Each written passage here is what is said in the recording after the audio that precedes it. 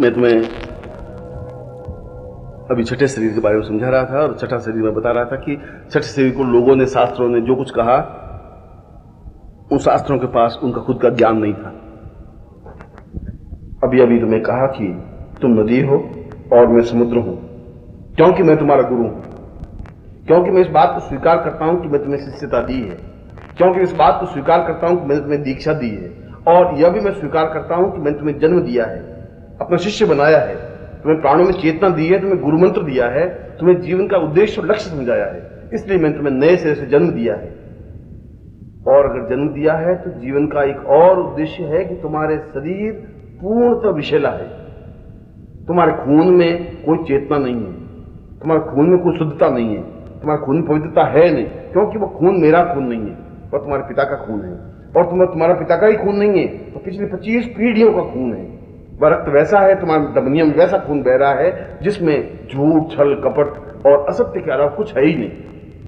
और जब तक वो खून अपने आप में शुद्ध नहीं हो सकेगा, जब तक उस खून को शुद्ध नहीं कर सकेंगे, तुम उस जीवन का आनंद ले ही नहीं सकोगे। और इसीलिए मैं दीक्षा के द्वारा तुम्हारे जीवन की उस खून को, उस रक्त को, उस जीवन के अंदर के मल, मूत्र, छल और झूठ, कपट को दूर करना चाहता हूं। और वह दूर हो सकता है केवल गुरु मंत्र के द्वारा, क्योंकि उस गुरु मंत्र को जीवन की श्रेष्ठता कहा गया है। कठोपनिषद में कहा गया है, पूर्वाम स्ताम पूर्णमदेव रूपम गुरु मंत्र रूपम परमेश देवम। जीवन के सारे मंत्र, तंत्र, योग और दर्शन तो व्यर्थ है, उससे कुछ भी प्राप्त नहीं हो सकता। अगर कुछ प्राप्त हो सकता है तो जीवन की पवित्रता प्राप्त हो सकती है, और वह जीवन की पवित्रता, वह जीवन की दिव्यता, वह जीवन के आत्मा का प्रकाश और आत्मा का विस्फोट केवल गुरु मंत्र के द्वारा ही हो सकता है। इसलिए जब गुरु तुम्हें मंत्र दे, जब तुम्हें गुरु को नाम दे, तब तुम्हें सतत और निरंतर गुरु मंत्र जाप करना है। गुरु मंत्र जाप करना कुछ क्रिया नहीं है, गुरु मंत्र जाप करना तुम्हारे पूरी नस नाड़ियों को संवेदनशील बनाना है। गुरु मंत्र जाप तुम्हारे अंदर के सारे छल, झूठ, कपट को निकालने की क्रिया है। गुरु मंत्र जाप तुम्हारे रक्त को एक शुद्धता देने की क्रिया है, और सही अर्थों में कहा जाए तो गुरु मंत्र जाप उस पगडंडी पर गतिशील होने की क्रिया है जिस पगडंडी पर चल करके तुम मृत्यु से अमृत्यु की ओर गतिशील हो सकते हो। और इसीलिए मैंने कहा कि मैं अपने बाहें फैलाए हुए तुम्हारे पास खड़ा हूं। जिस प्रकार से समुद्र अपने पूरे वक्षस्थल को फैलाए हुए उस नदी का स्वागत करने के लिए खड़ा है, और नदी पहाड़ों से नीचे उतरती है, टकराती हुई, ठोकरें खाती हुई, पछाड़ खाती हुई, ऊपर से गिरती हुई, धधकती हुई, गांवों को उजाड़ती हुई, मगर उसमें एक आग है, एक चेतना है, एक विस्फोट है, उसको एक भावना है, एक चिंतन है, और वह तेजी के साथ बढ़ती है, और वहीं बढ़ती है जहां से प्रारंभ हुई है। क्योंकि समुद्र में जब गर्मी पैदा होती है, सूर्य की प्रखर किरणें पड़ती हैं, तब उसमें से भाप बनती है, और भाप ऊपर की ओर उठ करके बादल बनते हैं। मगर उन बादल बनने के बावजूद भी वह ये बादल जानता है, बादल में जो बूंद है वह समझती है कि मैं समुद्र की बूंद हूं, मगर कोई चारा नहीं है, क्योंकि उसके चारों तरफ उसको घेरे हुए हैं हवा, उसको चारों तरफ से घेरा हुआ है आकाश, उसको चारों तरफ से घेरी हुई शून्यता, और वह निरंतर डावाडोल सी हवाओं के साथ में वह बूंद भटकती रहती है, भटकती हुई, पछाड़ खाती हुई, चलती हुई, बैठती हुई। उसका कोई रास्ता नहीं है, उसका कोई लक्ष्य नहीं है, उसको पता ही नहीं कहां है। और ठीक बीच में उनको मिल जाते हैं गुरु, एक पहाड़, एक हिमालय, और वह उससे टकराती एक विस्फोट हो जाता है। वह बादल अपने आप में वापस बूंद के रूप में बदल जाती है, परिवर्तित हो जाती है, वापस अपने मूल स्वरूप में आ जाती है, जिस मूल स्वरूप में उस समुद्र से निकली थी। और मूल स्वरूप में आती और आने के बावजूद भी वह भूलती नहीं है कि मेरा जन्म, मेरा अंशभूत स्वरूप कहाँ है, मैं कहाँ से प्रारंभ हुई हूँ, और वह आगे की ओर गतिशील होती है। मगर उसके बीच में सैकड़ों बाधाएं, सैकड़ों अड़चने हैं, सैकड़ों कठिनाइयां हैं, सैकड़ों बीच में रोड़े हैं, पत्थर हैं, नदी है, नाले हैं, उसके बीच में सैकड़ों खड्डे हैं, उसके बीच में सैकड़ों झंझटें हैं, बाधाएं हैं, अड़चने, परेशानियां हैं, मगर बूंद रुक नहीं सकती, क्योंकि उसको अपना अभीष्ट लक्ष्य ज्ञात है। और निरंतर दौड़ती हुई, बूंद से बूंद मिलती हुई, अपने जीवन को चेतना देती हुई बराबर आगे बढ़ती रहती है। उसके बीच में पशु आ जाता तो परवाह नहीं है, उसके बीच में मनुष्य आ जाता तो परवाह नहीं है। गांव को बहा देती है, तेजी के साथ बहती है, और जिस क्षण वह समुद्र में मिल जाती है उसको अपूर्व शांति मिल जाती है, अद्वितीय आनंद अनुभूति होने लग जाती है। एहसास करने लग जाती, जहां से मैं निकली हूं वहां वापस मिल गई, और जहां मिल गई तो अपने आप में पूर्ण बन गई। ठीक यही स्थिति शिष्य की है, क्योंकि तुम मेरे अंश हो, मेरे प्राण से चेतना हो।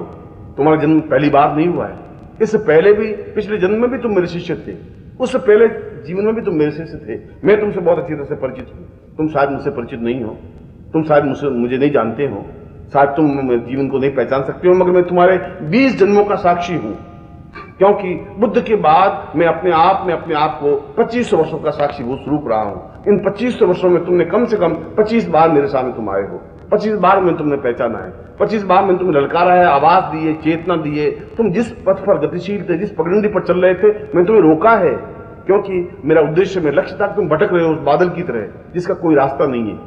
तुम्हें हिमालय से टकराना है, मैं तो खड़ा हूं हिमालय की तरह, तुम्हें मुझसे टकराओगे तो तुम एक बूंद बन सकोगे, मगर बीच में सैकड़ों हवाएं, माँ और बाप, भाई और बहन, पत्नी और पुत्रों के रूप में, और हवा तुम्हें फिर उस हिमालय से दूसरे की ओर भटका देती है, एक ऐसी जगह भटका देती है जहां रेगिस्तान है, और रेगिस्तान में जब बूंद गिर जाती है तो उस रेत में मिल करके अपने आप को समाप्त कर देती है, काल के ग्रास में समा जाती है। और मैं तुम्हें कह रहा हूं कि ये रास्ता तुम्हारा नहीं है, तुम मेरी तरफ आओ, तुम्हें मेरे से टकराना है, तो जब तुम मेरे से टकराओगे मैं तुम्हें बूंद बना सकूंगा। इसलिए मैंने कहा मैं तुम्हारे पिछले 25 वर्षों का साक्षी हूं, 25 जीवन का साक्षी हूं। बुद्ध के बाद पहली बार तुम्हें वापिस नहीं देखा है, बुद्ध के बाद तो 25 जन्म बीत चुके हैं, 2500 वर्ष बीत चुके हैं, और 2500 वर्षों में तुम्हारा 25 जीवन का इतिहास मेरे सामने साकार खड़ा है। और तुम्हें जितनी बार भी तुम्हें जन्म दिया है, हर बार में तुम्हें ललकारा है, हर बार तुम्हें आवाज दी है, हर बार तुम्हें चेतना दी है, हर बार तुम्हें ज्ञान और प्राणस चेतना दी है, हर बार तुम्हें शिष्य बनाया है, हर बार तुम्हें समझाया कि तुम्हें मनुष्य में जाकर समाप्त नहीं होना है, हर बार तुम्हें समझाया कि तुम उस तरफ गतिशील होना है जिस तरफ हिमालय है, और तुम रेगिस्तान में जाकर गिर जाते हो। कभी तुम पत्नी के मोह में गिर जाते हो, कभी तुम पुत्र के मोह में गिर जाते हो, कभी तुम जैसलमेर के रेगिस्तान में गिर जाते हो, कभी तुम अफ्रीका के जंगलों में गिर जाते हो। और वह गिर जाना मृत्यु के ग्रास बन जाना है, वह गिर जाना कुछ भी प्राप्त नहीं हो जाना है, वह गिर जाना जीवन की श्रेष्ठता नहीं है। टकराना और उस हिमालय से टकराना जीवन की पूर्णता है। इसीलिए मैं तुम्हें जब आवाज देता हूं तब मुझे मालूम है कि तुम्हारे जीवन का लक्ष्य और पाथी और पगडंडी कौन सी है, उस पगडंडी पर मैं तुम्हें गतिशील करता हूं। और इसीलिए मैं कह रहा हूं कि तुम्हें अपने जीवन में रुकना नहीं है, तुम्हें अपने जीवन में एक क्षण भी विचार नहीं करना है, क्योंकि जीवन बहुत छोटा सा बच गया है और पगडंडी बहुत लंबी है। हिमालय से पूरी समुद्र तक की यात्रा, उस गंगोत्री से पूरे समुद्र में मिल जाने की क्रिया हजारों मील लंबी है। उस हजारों मील लंबी में, उस लंबी यात्रा में धीरे धीरे चलने से समुद्र नहीं मिल सकता है, क्योंकि अगर तुम धीरे धीरे चलोगे तो बीच में कहीं सूख जाओगे, और नदी अगर बीच में सूख भी गई, उस जीवन का, उस नदी का कोई महत्व नहीं है। नदी की जीवन की पूर्णता तो समुद्र में विसर्जित हो जाने की क्रिया है, तभी तो पूर्णता प्राप्त कर सकेगी। और इसीलिए मैं कह रहा हूं कि तुम्हें धीरे धीरे नहीं चलना है, तुम्हें बहुत तेजी के साथ बढ़ना है। और उस तेजी के साथ अगर जितने भी बीच में कंकर हों, ढोंके हों, पत्थर हों, ढगोसले हों, पहाड़ हों, छोटी छोटी पगडंडियां हों, झरने हों, जो कुछ भी है, वे बाधाएं आज भी तुम्हारे सामने हैं। मैं उन बाधाओं को पार करते हुए जो तुम गतिशील बनोगे, उन बाधाओं को पार करते हुए नदी समुद्र की ओर बिल्कुल बढ़ेगी, और तुम जब बढ़ोगे और जिस क्षण तुम मुझ में अपने आप में विसर्जित हो जाओगे, लीन हो जाओगे, अपने प्राणों को मेरे प्राणों में समर्पित कर सकोगे, अपने आप में आत्मसात कर सकोगे, तब तुम वापिस जब मेरे अंश से पैदा होकर के वापस मेरे अंश में पूर्णता प्राप्त कर सकोगे। और यह जीवन का लक्ष्य, जीवन का आनंद और जीवन की चेतना है। इसलिए मैं उस प्रकार का गुरु नहीं हूं जो केवल तुम्हें उपदेश देना चाहता है, मैं उस प्रकार का भी गुरु नहीं हूं जो भगवे कपड़े पहन करके घूमना चाहता हूं, मैं उस प्रकार का भी गुरु बनना नहीं चाहता कि मेरे पीछे हजारों हजारों शिष्य भटके। मैं तो खुद भटके हुओं को बिल्कुल सही रास्ता दिखाने के लिए प्रयत्न हुआ हूं।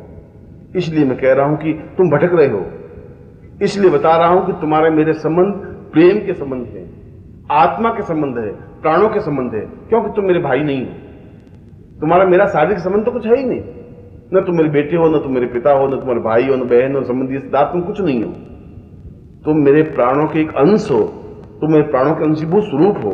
और जब प्राणों का अंशीभूत स्वरूप हो तो तुम्हें जब भटकते हुए देखता हूं, और जब मैं देखता हूं कि रेगिस्तान की तरफ जाती हुई बूंद है, तब मुझे आवाज देनी पड़ती है, तब तुम्हें याद स्मरण कराना पड़ता है, और तुम एक क्षण रुक करके सुनते भी हो। हर बार तुमने सुना है, हवा तुमने एहसास किया है, मगर फिर तुम उस हवा के साथ बह करके उस रेगिस्तान में चूक जाते हो, समाप्त हो जाते हो। और मैं एक बार फिर सोचने लग जाता हूं कि यह बूंद क्यों नहीं समझ रही है कि हिमालय से टकराने में जीवन का आनंद है, पूर्णता की ओर अग्रसर होने में आनंद है। मगर हर बार यह बूंद रेगिस्तान में गिरी है, हर बार यह बूंद मृत्यु की ग्रास बनी है। इस बार ऐसा नहीं होने दूंगा। इस बार यह क्रिया वापस नहीं होगी। इस बार तुम मृत्यु की मुख की ओर अग्रसर नहीं हो सकोगे। इस बार काल तुम्हें छीन नहीं सकेगा। इस बार मृत्यु तुम्हें दुपट्टा नहीं मार सकेगी, क्योंकि इस बार तुम मेरी उंगली नहीं पकड़ रहे हो, मैं तुम्हारा हाथ पकड़ूंगा। इस बार मैं तुम्हें उस पगडंडी पर घसीट करके लेके चलूंगा। इस बार मैं तुम्हें बता सकूंगा कि तुम्हारे जीवन का रास्ता यह है, और उस बीच में जो भी अड़चन, जो भी बाधाएं, जो भी कांटे, जो भी पथरीला रास्ता और जो भी बाधाएं, अड़चनें, कठिनाइयां आएगी, मैं उसका सामना करते हुए तुम्हें घसीट करके अपने साथ ले जाऊंगा। क्योंकि बार बार का पैदा होना और बार बार का मरना तुम्हारे जीवन का आनंद और चेतना नहीं है। और इधर ऐसा बार बार हो रहा है तो मुझे बार बार तुम्हें समझाने की क्रिया करनी पड़ती है, और यह समय कम है। इसलिए पहली बार एक नवीन चेतना तुम्हें दे रहा हूं, पहली बार एक नवीन ज्ञान दे रहा हूं, पहली बार तुम्हें नवीन भावना दे रहा हूं कि तुम्हें इस बार रुकना नहीं है, इस बार मोह में पड़ना नहीं है, इस बार तुम्हें जीवन में अपने आप को पहचानना है, इस बार तुम्हें रेगिस्तान की ओर भटकना नहीं है, इस बार पहाड़ से टकराना है, पहाड़ से नहीं टकराना है, हिमालय से टकराना है। और इस बार मैं तुम्हें उस रास्ते पर बढ़ने ही नहीं दूंगा, बढ़ना देना ही नहीं चाहूंगा, क्योंकि इस बार मैं खुद तुम्हारे पूर्ण रक्त को अपने आप में शुद्ध करने की क्रिया करना चाहता हूं, और करूंगा और कर रहा हूं। इसलिए कि पहली बार मैंने तुम्हारा हाथ पकड़ा है, पहली बार तुम्हें अपने और खींचा है, पहली बार तुम्हें अपने जीवन की ओर अग्रसर करने की कोशिश की है, क्योंकि ये 25 जीवन तुम्हारे मेरे सामने बिखरे हुए पड़े हैं। 25 बार मैंने मृत्यु को तुम्हारे ऊपर झपट्टे मारते हुए देखा है, 25 बार तुम काल की गर्त में समाते हुए मैंने तुम्हें अनुभव किया है, 25 बार 500 बार तुम्हें आवाज दी है।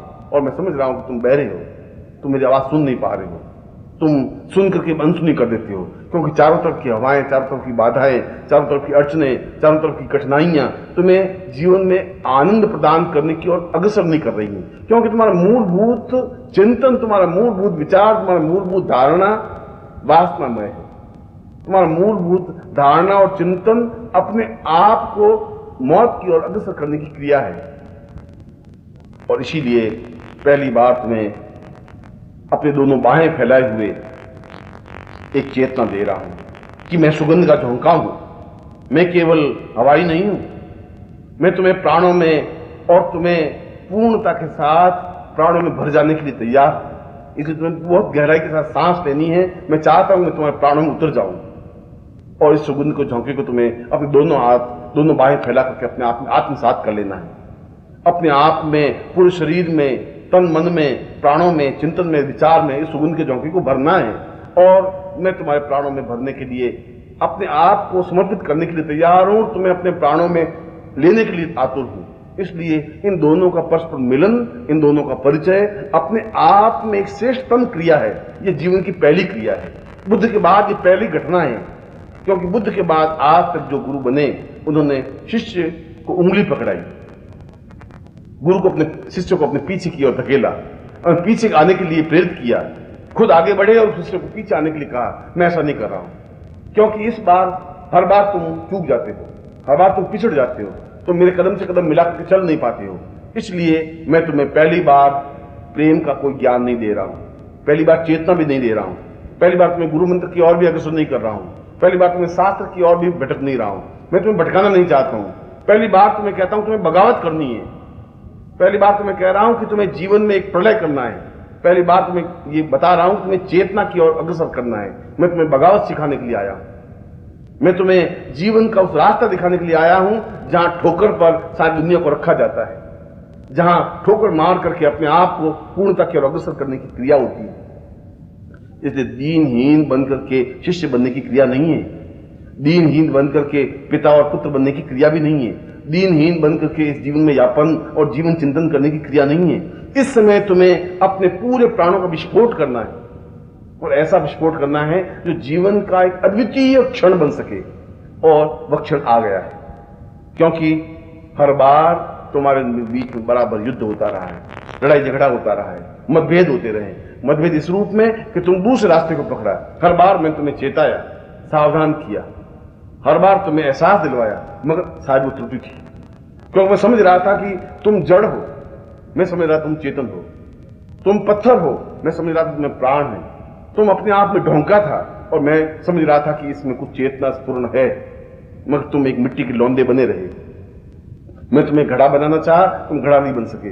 मैं तुम्हें दीपक बनाना चाहा रोशनी के लिए, तुम दीप में से मिट्टी के मिट्टी बने रहे। इसलिए पहली बार तुम्हें एक नया मंत्र दे रहा हूं, और वह मंत्र है बगावत का, विद्रोह का, विस्फोट का, जीवन को फना कर देने का, जीवन को अपने आप में पूर्णता की ओर अग्रसर कर देने का, अपने आप में उछल जाने का। और जब उछल जाने की क्रिया तुम्हारे जीवन में बनेगी, जब तुम्हारे प्राणों में विस्फोट होगा, जब तुम प्राणों में चेतना बनेगी, जब तुम्हारे प्राणों का ऊर्ध्वमुखी बनने की क्रिया बनेगी, तब तुम सही अर्थों में शिष्य बन सकोगे। इसलिए ऐसे गुरु तुम्हें जीवन में नहीं मिल सकते। ऐसे गुरु मिल सकते हैं जो तुम्हें अपने पीछे की ओर चलाने में बहुत प्रसन्नता अनुभव करते हो, तुम्हें अपने भगवे कपड़ों में आकर्षित करने की कोशिश करेंगे, तुम्हें चकाचौंध में अपने आश्रमों में घुमा करके दिखाने की कोशिश करेंगे कि मैं कितना महान गुरु हूं। मगर उस चकाचौंध में भटकने की जरूरत नहीं है, उस भगवे कपड़ों में अपने आप को खोने की जरूरत नहीं है, और मैं ऐसा होने ही नहीं दूंगा, क्योंकि हर बार मैं तुम्हारी बात मानता आया हूं। इस जीवन में तुम्हारी बात नहीं मान करके मैंने तुम्हारा हाथ पकड़ा है, मैं तुम्हारा हाथ पकड़ूंगा और मैं छोड़ नहीं सकूंगा, मैं छोड़ूंगा नहीं, क्योंकि तुम्हें मेरी ओर खींचना मेरा धर्म, मेरा कर्तव्य, मेरा फर्ज बन जाता है। और यह कसमकस पिछले 25 जीवन में चली है, यह संघर्ष पिछले 25 वर्षों को चला है। बुद्ध के बाद पहली बार मैं तुम्हें स्पष्ट कहता हूं, बुद्ध ने कहा था कि तुम मेरे पीछे मत चलो, मैं तुम्हारा हाथ पकड़ूंगा, तब तुम पूर्णता तक पहुंच सकोगे। और मैं वापस तुम्हें उसी स्मरण को याद दिला रहा हूं कि तुम्हें पीछे चल करके मैं देख लिया है। तुम पीछे चलते हुए पगडंडी बदल देते हो, पीछे चलते तुम माया मोह में उलझ जाते हो, फिर वह मृत्यु की ओर अग्रसर हो जाते हो, और फिर मैं सोचने लग जाता हूं कि वापस मुझे इस जीवन को समझाना है, वापस ज्ञान चेतना देना है, क्योंकि तुम मुझे अलग हो ही नहीं सकोगे। चाहते हुए तुम मुझसे अलग नहीं हो सकते। हो सकता है तुम्हारा मेरे बीच में फासला बन सकता है, हो सकता है कि तुम्हारा मेरे बीच में समय का फासला हो सकता है, हो सकता है तुम 6 महीने बाद मिलो, 8 महीने बाद मिलो, 6 महीने साल भर बाद मिलो, हो सकता है 5 साल बाद मिलो, हो सकता है तुम किसी और मामले में उलझ जाओ। उलझने के बावजूद भी तुम्हारे मेरे जो प्राणों के संबंध हैं उसको तुम उलझा नहीं सकेंगे, उसको तुम भूल नहीं सकोगे। तुम्हें हर क्षण, हर मोमेंट, हर ध्वनि में तुम्हें मेरा स्वरूप दिखाई देगा ही।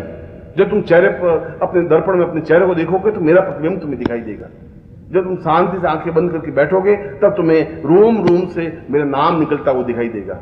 एहसास होगा कि कोई मेरा है, एहसास होगा कि कोई मेरे प्राण हैं, तुम्हें एहसास होगा कि कोई मेरी धड़कन है, और उस धड़कन की टिक टिक को तुम सुन सकोगे, और उस प्रत्येक धड़कन में मेरा नाम होगा, क्योंकि तुम केवल मेरे और मेरे ही हो, तुम दूसरों को हो भी नहीं सकते, संभव नहीं है, क्योंकि एक गुरु को छोड़ के दूसरे गुरु के पास तुम जा भी नहीं सकते, और अगर जाते भी हो तब तुम्हें उसमें शांति नहीं मिल सकती, क्योंकि तुम्हारा मेरा संबंध इस जीवन का संबंध नहीं है, तुम्हारा मेरा संबंध बाप बेटे भाई बहन का संबंध नहीं है, तुम्हारा मेरा संबंध शारीरिक संबंध नहीं है, तुम्हारा मेरा संबंध प्राणों का संबंध है, और तुम्हारा मेरा संबंध पिछले 25 जीवन का संबंध है। और इस 25 जीवन में तुम्हारी बागडोर मैंने पकड़ी हुई है, 25 बार तुम्हें पीछे आने के लिए प्रेरित किया है, मगर इस बार मैंने तुम्हें गुरु मंत्र नहीं दे रहा। इस बार मैं तुम्हें यह भी नहीं कह रहा हूं कि तुम 16 माला ओम परम तत्वा नारायण गुरुभ्यो नमः जप करो, यह भी नहीं कह रहा हूं। इस बार यह भी नहीं कह रहा हूं तुम मेरे पीछे पीछे चलो। इस बार यह भी नहीं कह रहा हूं तुम इस पगडंडी पर आगे की ओर गतिशील हो। इस बार तो मैं तुम्हारा हाथ पकड़ के घसीटूंगा और घसीटने की क्रिया करूंगा। हाथ छोड़ने की कोशिश करोगे तभी मैं छोड़ूंगा नहीं। अगर तुम माया मोह में उलझोगे तभी उलझने नहीं दूंगा। अगर रेगिस्तान की ओर तुम अपने आप में बढ़ने की कोशिश करोगे तो मैं पवन को रोक करके भी तुम्हें रोकूंगा। अगर तुम उस रेगिस्तान में चूंदे की क्रिया करोगे तभी मैं तुम्हें रोकूंगा। और अगर तुम मृत्यु की ओर अग्रसर होगे तो मृत्यु को मैं थप्पड़ मार करके तुम्हारे बीच में छीन सकूंगा, क्योंकि मुझ में छीनने की क्रिया है। मुझे मृत्यु से पंजे गड़ाने की मुझे ध्यान है। मैं उसकी आंख में आंख डाल कर बात करने की क्षमता रखता हूं। मैं यम को ठोकर मार करके बात कर सकता हूं, क्योंकि इस बार मैं शिष्य को हाथ से खोने नहीं देना चाहता हूं। इस बार तुम्हें भटकने नहीं देना चाहता हूं। इस बार वापस मृत्यु के मुंह में अग्रसर होने नहीं देना चाहता हूं। मैं चाहता हूं कि तुम इस बार वापस जन्म लेने की क्रिया नहीं बने। इस बार तुम वापस मलमूत्र में विसर्जित नहीं हो। इस बार वापस तुम शुद्धता नहीं प्राप्त करो। इस बार तुम्हें गति प्राप्त करनी है और यह जीवन तुम्हारी जिंदगी का अंतिम जीवन बने। यह अपने आप बुद्धत्व का जीवन बने।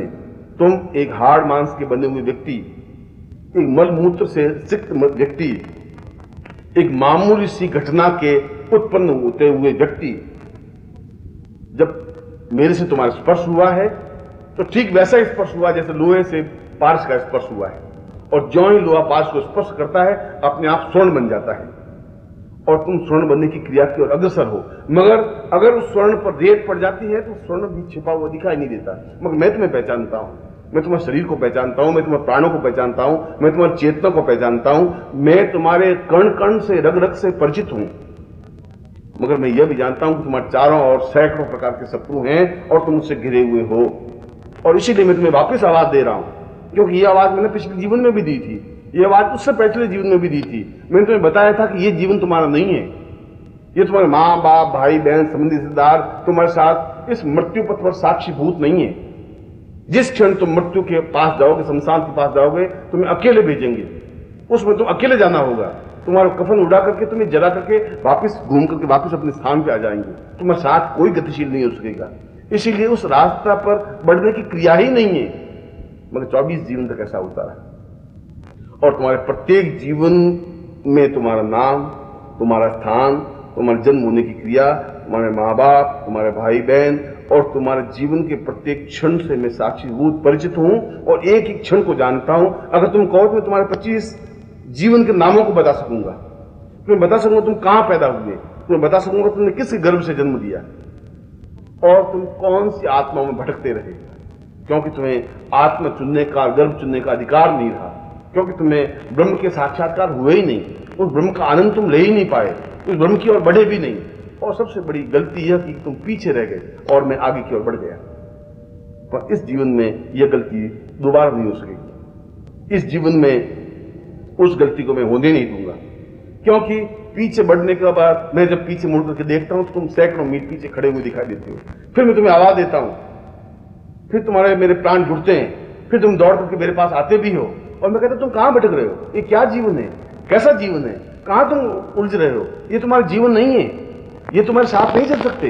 यह केवल माया मोह है जिसमें तुम्हारे पिता, तुम्हारे दादा सब सिक्त होकर के मृत्यु की ओर अग्रसर हुए। तुम कहां मृत्यु की ओर अग्रसर हो रहे हो, ये तुम्हारे जीवन का पाथेय नहीं है। और तुम्हारी बात सुनने के बावजूद भी तुम वापिस उस पवन के झकोरों में एक तरफ बढ़ जाते हो। इसलिए पहली बार मैं तुम्हें दम ठोक करके तुम्हारे सामने एक दृढ़ता के साथ खड़ा हूं। पहली बार गुरु रूप में नहीं खड़ा हूं, स्तंभ के रूप में खड़ा हूं। पहली बार मैं तुम्हारे हाथ को अपने हाथों से पकड़ा है। पहली बार तुम्हारे खून को शुद्ध करने की क्रिया प्राप्त की है। पहली बार तुम्हारे सारे शरीर को कायाकल्प करने की चेतना पैदा कर रहा हूं। पहली बार तुम्हें ठोकर मार रहा हूं, इतनी गहराई के साथ ठोकर कि तुम्हें एहसास हो, दर्द हो, तुम कुरबुलाओ, तुम बिलबिलाओ और तुम तेजी के साथ गतिशील हो। और जहां पर भी तुम्हारा शरीर जड़ और चेतनता प्राप्त नहीं कर सकता हो वहां तुम्हें चेतना दूं। जहां शरीर तुम्हारा कमजोर होता हो वहां तुम्हें ठोकर मारूं। और मैं मारने की क्रिया जानता हूं, क्योंकि यह ठोकर मारने की क्रिया एक आनंददायक क्रिया है। दूसरे गुरु केवल संस्कारित कर सकते हैं, दीक्षा दे सकते हैं, मगर उन्हें इस बात को मालूम नहीं ठोकर मारने का क्या आनंद है और ठोकर खाने का क्या आनंद है, यह वो नहीं जान सकते। मगर 24 जीवन में अगर मैं तुम्हें जो कुछ नहीं दे सका वह इस जीवन में देना चाहता हूं।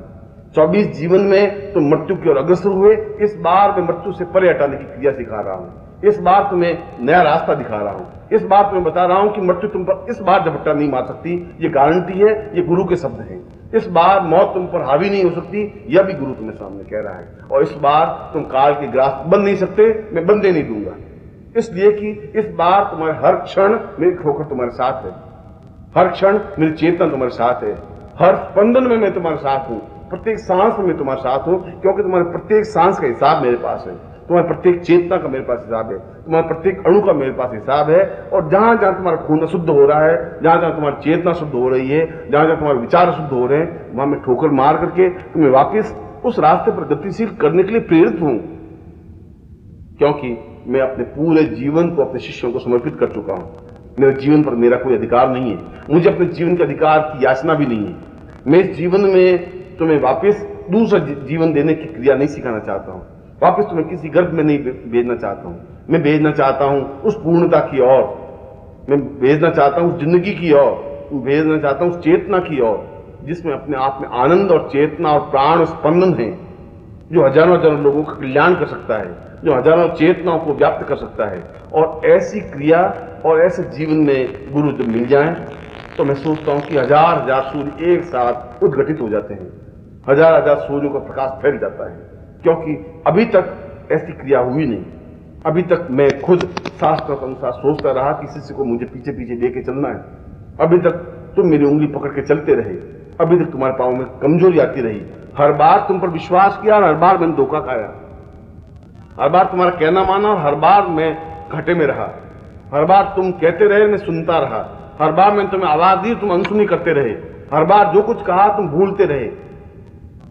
और पहली बार मुझे खड़े होकर के सोचना पड़ा कि ऐसा कब तक चलेगा, ये जीवन का कौन सा रास्ता है, इस हिस्से को उस अमृत की ओर बढ़ाने के लिए कौन सा रास्ता है। इसीलिए मैंने तुम्हें कहा कि तुम्हें इस बार विस्फोट करना होगा।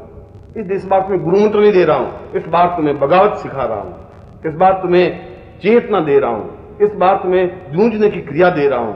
और वह जूझना है समाज से, माँ बाप भाई बहन संबंधी रिश्तेदारों से, अपनी चेतनाओं से, अपने प्राणों से, अपने अंगीभूत स्वरूपों से और उन गली सड़ी व्यवस्था से, जिस सड़ी गली व्यवस्था ने तुम्हें एक घटिया, एक मामूली सा इंसान बना दिया है, एक भाई और एक छोटा सा आदमी बना दिया है, एक बौना सा बना करके रख दिया है, मृत्यु की ओर अग्रसर करने की क्रिया बता दी है। इस बार ऐसा नहीं हो सकता, क्योंकि गुरु का अर्थ यह है कि वह उसको गति की ओर अग्रसर कर सके। और तुम रुक जाते हो, और तुम रुके हो।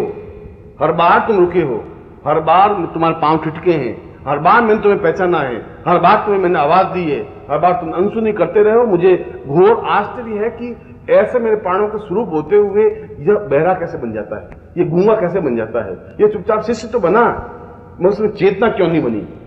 यह मेरे प्राणों को स्पर्श किए, मगर उसमें विस्फोट क्यों नहीं हुआ। इसने मेरे चरणों को स्पर्श किया, मगर उसमें चेतना क्यों नहीं व्याप्त हो सकी।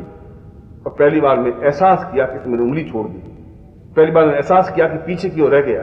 पहली बार विश्वास किया कि मैंने मेरे विश्वास को उसने भंग किया। और पहली बार मैं समझा कि उस आंधी और तूफान के बीच में गिर गया, जिस आंधी और तूफान को पत्नी पुत्र बंधु बांधव संबंधी और रिश्तेदार कहते हैं, उसमें घिर करके तुम मुझसे बिछुड़ गए। और फिर मैंने तुम्हें ढूंढा, फिर तुमने जन्म दिया, फिर मैं ढूंढता रहा, फिर मैं आवाज देता रहा, और फिर तुम्हें पकड़ा 19 साल की उम्र में, 20 साल की उम्र में, 25 साल की उम्र में, और फिर तुम मेरे हाथ से छूट गए। ऐसा कई बार हुआ है, पहली बार नहीं हुआ है, ऐसा कई बार होता आया है। इस बार भी ऐसा हो रहा है, आज तक ऐसा हुआ है, मगर आज पहली बार अपने जीवन में मैंने तुम्हें 2 टूट शब्दों में मंत्र दे रहा हूं, गुरु मंत्र दे रहा हूं कि तुम्हें विस्फोट करना है, बगावत करनी है, अपने जीवन को ऊंचाई और अग्रसर करना है, तुम्हें अपने आप प्राणों को विसर्जित करना है, अपने आप को मिटा देना है, और तुम्हें नदी की तरफ बहती हुई वेगवान होते हुए समुद्र में विसर्जित हो जाना है। गुरु में अपने आप को लीन कर देना है, अपने आप को फना कर देना है, अपने आप को जीवन की पूर्णता प्राप्त कर देना है। और ऐसा होगा ही, निश्चित रूप से ऐसा होगा, क्योंकि इस बार मैंने तुम्हारा हाथ पकड़ा है, उस पगडंडी पर अग्रसर किया है जहां अमृत्यु है, जहां चेतना है, जहां प्राण है, जहां पूर्णता है। और मैं तुम्हें आशीर्वाद दे रहा हूं कि तुम्हारे जीवन में पूर्णता हो, तुम श्रेष्ठता प्राप्त करो।